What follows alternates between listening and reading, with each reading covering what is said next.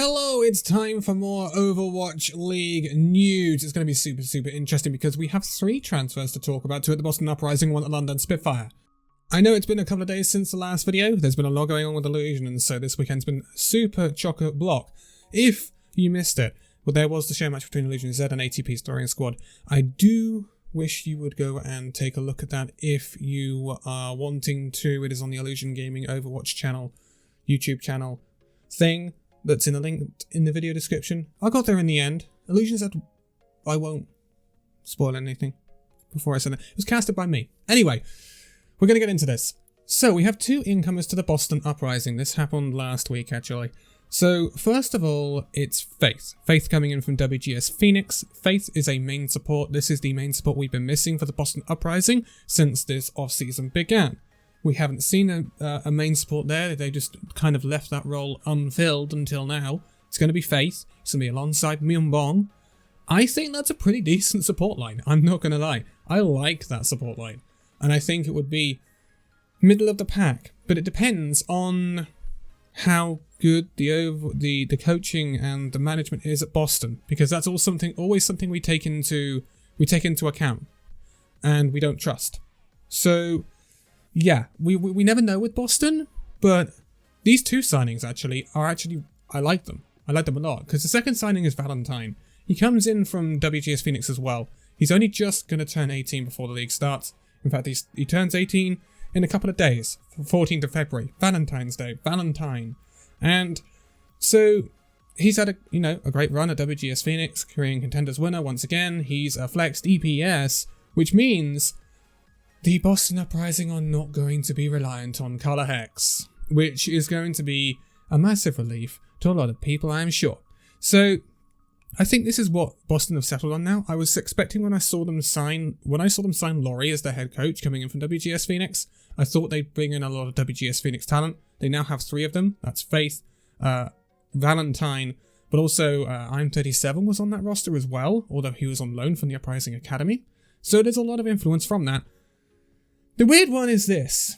So we can actually start to piece together an all-Korean roster for the Uprising now. When you look at Faith on support, Myunbong, Stand 1 on main tank, I'm 37 and Valentine on your DPS picks, the off-tank is still Punk. And that's a little bit weird, but they do have the opportunity to change that. Because the Uprising Academy, the team that the Uprising set up in Contenders, and the only remaining Overwatch League Academy in the Contenders region for North America, they've signed Gabe Bullsey, who is the off-tank that came from WGS Phoenix. Now, if I was honest, and they said that he's staying at the Uprising Academy for now, he's not even on a 2-way contract, which is rather disappointing. But if I was honest, I'd like to see him as the off-tank for Boston Uprising, and then to pretty much put Punk on a 2-way contract with Uprising Academy. I'd like to see that. Then you'd have a team for the Uprising where you can put out Myunbong, Faith, Stand 1, Gable C, and I'm 37 and Valentine. And that's not a bad roster. That is not shabby at all. It really isn't. I like that roster. It's going to be interesting to see how they knit all these parts together with Punk and Soon, Fusions, Color Hex. It's going to be interesting to see how these knit together with these new WGS Phoenix players. But on paper, the quality of the Uprising has gone up with these 2 signings. But that's the paper.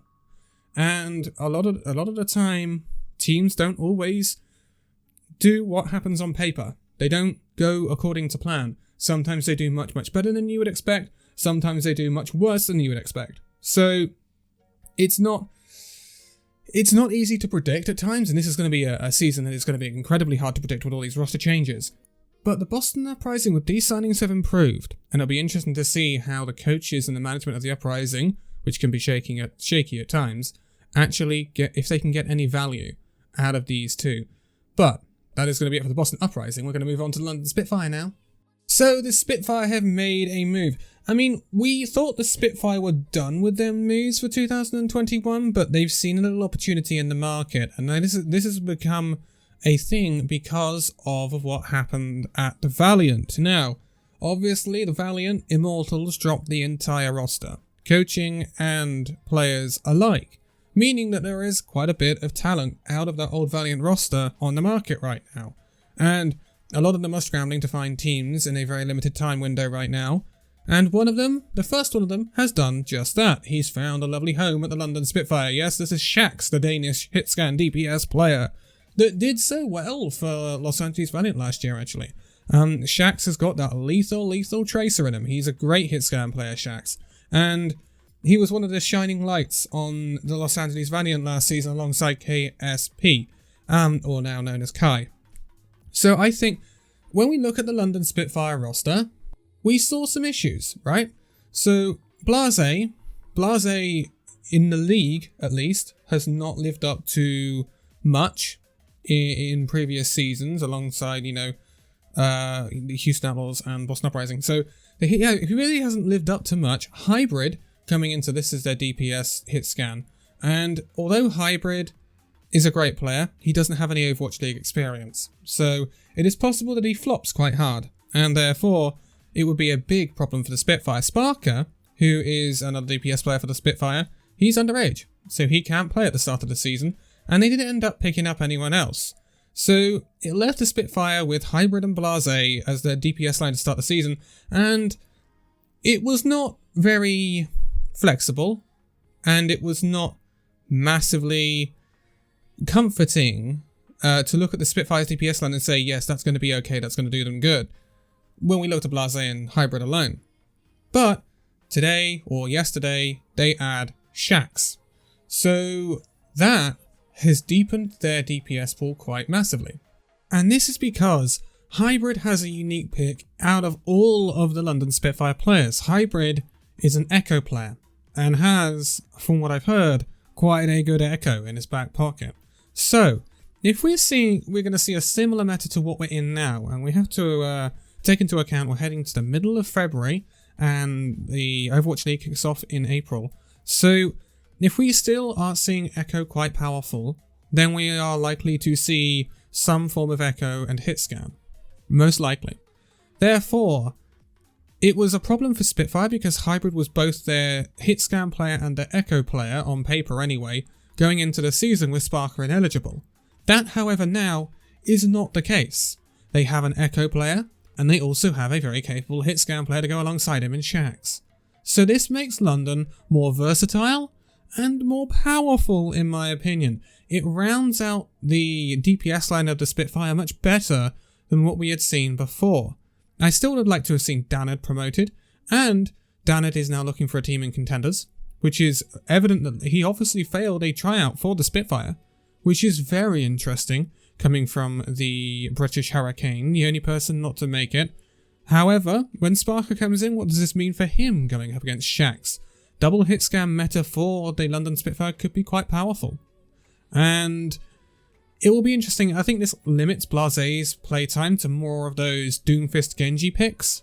And I think that's what we need to see from Blase on this London Spitfire roster. I don't really want to see him on other things, like we do not want to see the Blase McCree again, because that just didn't work. We've never seen Blase work on hitscan, not really. So I'd like to see him more on those flex DPS picks. More of those Genjis, more of those Doomfists.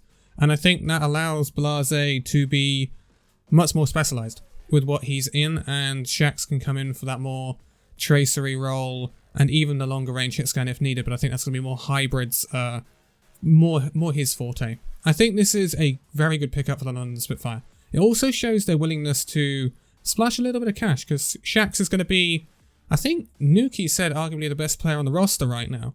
So, and I would tend to agree with that. So I like the introduction of Shax, and it also makes the London Spitfire have 3 Danish players. So yes, very interesting. Very, very interesting when you got Finland, 3 from Denmark, and Sweden with Sparker. It's a very interesting lineup of the London Spitfire, with Blase being the only NA influence in this London Spitfire squad. Obviously no career turning out for the Spitfire in 2021. It's going to be super interesting to see how the Spitfire squad works out. I'm not expecting any more to join. But I think this is our Spitfire for 2021. Blase, Ripper, Calyx, Haddy, Molfig, Hybrid, Shax, and Sparker. And I hope they all do well. I think this is a team that can either surprise or be very, very mediocre. But it's not going to be a team that surprises and goes all the way to top 6. It's going to be a team that surprises and maybe sneaks top 10 and catches people off guard. That's what I'm judging with the Spitfire right now. But I will be leaving it here for this one. All of the links to the socials are in the video description. Twitter, Discord, Twitch, if you want that as well. All sorts going on at the moment with Illusion and myself. But for now, thank you guys so much for watching this video. If you'd like to give a like, subscribe if you're new, and I'll see you in the next video. See you then.